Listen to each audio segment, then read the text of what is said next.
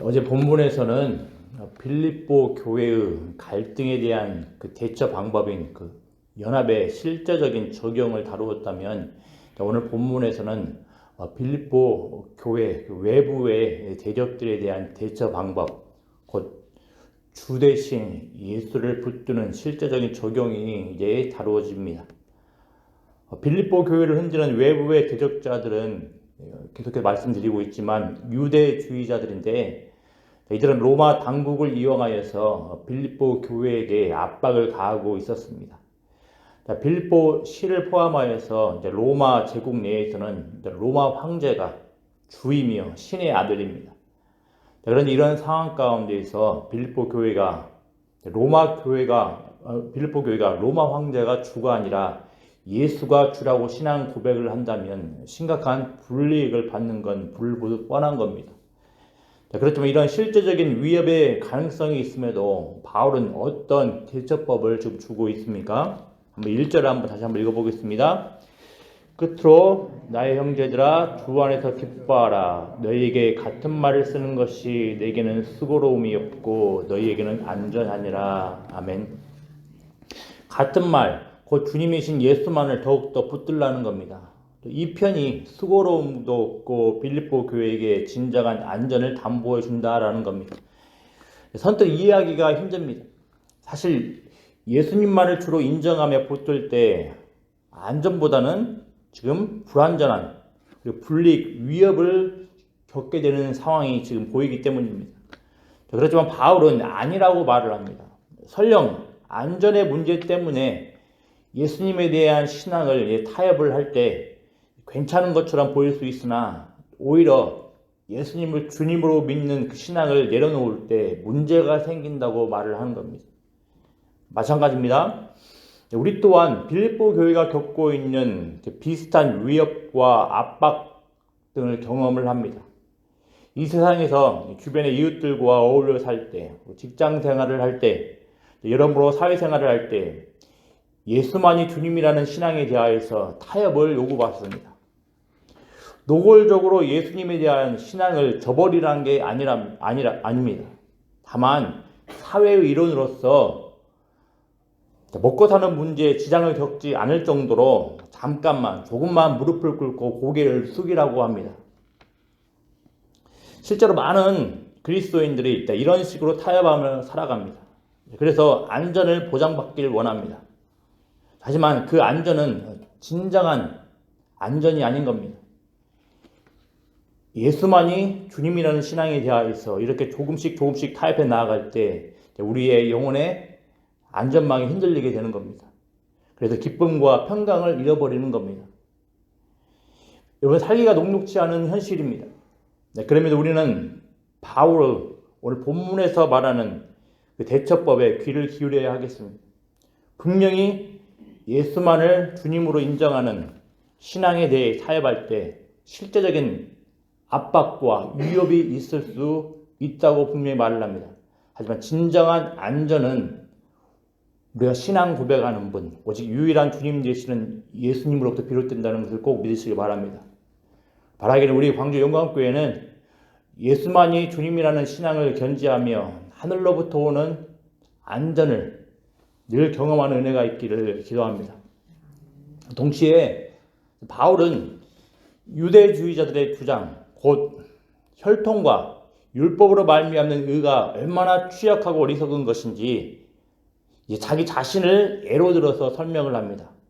유대주의자들은 율법을 통해서 하나님의 백성이 될 수 있다고 주장을 하며 바울 일행을 빌립보 교회를 열심히 공격을 합니다. 하지만 바울은 어떤 자입니까? 순수한 이스라엘 혈통이며 율법과 관련된 기준에서는 매우 탁월한 자입니다. 거의 흠이 없는 자입니다. 그런데 이런 바울이 이제 율법을 그들이 그토록 주장을 하고 그리고 계속해서 붙들길 원했던 그 율법을 신뢰하지 않고 그리스도를 신뢰하고 있습니다. 따라서 유대주의자들의 주장은 이제 설득력이 없게 되는 겁니다. 그의 근거는 다 이제 잃어버리는 겁니다. 율법의 의로는 흠이 없는 자 바울이 율법을 포기하고 그리스도를 선택했기 때문에 그들의 설득력은 이제 없는 겁니다. 그래서 바울은 7절에서 이렇게 고백을 하는 겁니다. 뭐라고 이야기를 합니까? 같이 한번 읽어보겠습니다. 그러나 무엇이든지 내게 유익하던 것을 내가 그리스도를 위하여 다 해로 여길 뿐더러 이렇게 주장을 합니다. 여기서 나오는 단어 유익 그리고 해는 상업 용어입니다. 상업적인 용어입니다. 이 상업 용어를 써가면서 바울은 그리스도 외에 모든 것들이 얼마나 취약하고 허망하고 정말 값어치 없는 건지를 지금 이렇게 말을 해주는 겁니다. 예전이나 지금이나 우리는 이런 바울이 논박하는 주장들을 많이 접하고 살아갑니다. 하지만 이것을 꼭 기억을 해야 되겠습니다. 모든 우리 편에 사람 편의 열심과 탁월한 어떤 지혜도 참된 의를 보장해 주지는 않습니다. 오직 하나님으로부터 오는 의, 하늘로부터 오는 의만이 우리를 자유케 할 수 있으며 진정한 안전을 보장해 줄 수 있는 겁니다. 그래서 8절에서 바울이 이렇게 이야기를 합니다. 또한 모든 것을 해로 여기면 내 주 그리스도 예수를 아는 지식이 가장 고상하기 때문이라 그럽니다. 여기서 그리스도 예수를 아는 지식, 여기서 지식은 구약에서 나오는 하나님을 알아가다, 하나님을 여호와를 알자 이때 나오는 지식과 관련된 용어입니다. 또 9절에서 보면 그 의가 어디로부터 온다고 이야기를 합니까? 믿음으로 하나님께로부터 난 의라고 이야기를 합니다. 우리는 꼭 기억을 해야 되겠습니다. 바울이 몸소 자기 자신을 예로 들어서 설명을 했습니다. 자기 자신만큼 탁월하게 율법의 의의 기준으로 봤을 때 탁월한 자는 없습니다. 근데 그렇게 탁월했던 바울이 그 율법을 포기하고 그리스도를 선택을 하고 있습니다. 오직 하늘로부터 오는 그리스도만이 참된 자유와 안전을 보장해 주기 때문입니다. 우리 또한 우리는 본성적으로 하나님으로부터 오는 것들을 의지하기보다는 본성적으로 우리 자신의 것들 그리고 우리 안으로부터 나오는 것들을 의지를 하려 하고 또 사람들을 의지하며 세상의 가치들을 의지하려는 경우가 많습니다. 하지만 우리가 꼭 기억을 해야 되겠습니다. 성경은 분명히 이야기를 합니다. 내 주 그리스도 예수를 아는 지식이 가장 고상하다 이야기를 합니다. 근데 그 지식은 어디로부터 오는 겁니까? 하나님께로부터 오는 겁니다. 그 의는 오직 성경에서 분명히 복음에서 이야기를 하고 있습니다. 오직 예수 그리스도를 믿을 때 이 모든 의가 오는 것이라고 발견된다고 우리 꼭 말을 합니다. 우리가 꼭 기억을 해야 되겠습니다. 하나님으로부터 오는 의, 그 의는 하늘에 있습니다. 그러니 그 어떤 것도 안전을 빼앗을 수도 없으며 우리를 흔들 수 없는 겁니다. 그러니 온전한 안전을 보장해주는 하나님으로부터 오는 의, 그리스도를 붙들고 그리스도를 신뢰하는 은혜가 있기를 기도합니다. 기도하겠습니다. 아버지 하나님, 우리에게 가장 고상한 지식, 그리스도 예수를 아는 지식을 허락해 주심에 참으로 감사를 드립니다.